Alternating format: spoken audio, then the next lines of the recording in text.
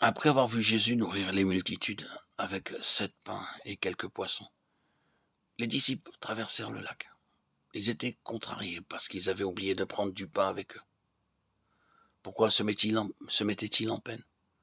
Ne l'avaient-ils pas vu nourrir plus de 4000 personnes avec ces 7 pains et n'étaient-ils pas restés 7 corbeilles pleines? N'étaient-ils pas capables de pourvoir à la nourriture d'une douzaine de personnes? Nos soucis et la foi sont incompatibles. Si nous doutons, nous manquons de foi. Si nous avons la foi, nous ne doutons plus. Aussitôt Jésus étendit la main, la saisit et lui dit: Homme de peu de foi, pourquoi as-tu douté? Matthieu 14, 31.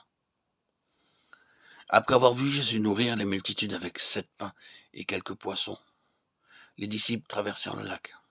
Ils étaient contrariés parce qu'ils avaient oublié de prendre du pain avec eux. Pourquoi se mettaient-ils en peine? Ne l'avaient-ils pas vu nourrir plus de 4000 personnes avec ces 7 pains? Et n'étaient-ils pas restés 7 corbeilles pleines?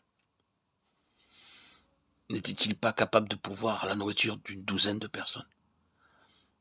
Le souci et la foi sont incompatibles. Jésus, l'ayant connu, dit: Pourquoi raisonnez-vous en vous-même, gens de peu de foi, sur ce que vous n'avez pas pris de pain? Êtes-vous encore sans intelligence? Ne vous rappelez-vous pas les 5 pains des 5000 hommes et combien de paniers vous avez emportés? Et les 7 pains des 4000 hommes et combien de corbeilles vous avez emportés? Matthieu 16, 8, 9. Comme cette terrible trilogie, la crainte, le doute, le souci chassent le maître. Lorsque la santé défaille, que l'argent fait défaut, que les fardeaux deviennent trop lourds, que les tempêtes de l'épreuve et de l'adversité fondent sur nous, sa présence s'éloigne. Nous doutons de sa parole. Nous oublions son œuvre. Quelques-unes des paroles les plus élogieuses de Christ ont été adressées à des hommes de foi dont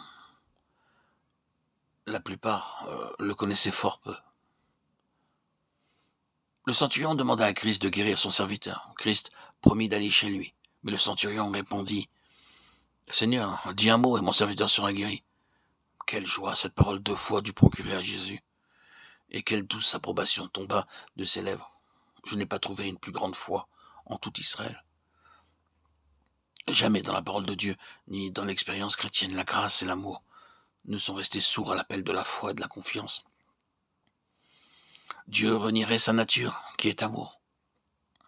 Si une fois seulement, il ne répondait pas à une confiance sincère, quelques-uns d'entre vous trouvent cette foi hors de leur portée. Pourtant, croire est l'acte le plus simple qui soit. Croire, c'est regarder à Jésus et le prendre au mot.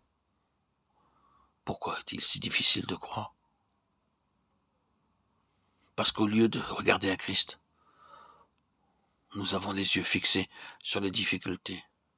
Plus nous les regardons, plus elles grandissent tellement qu'elles forment écran entre Christ et nous. La foi en elle-même n'a aucune puissance pour nous garder ou nous sauver. Mais elle nous unit à Christ qui, lui, est tout-puissant.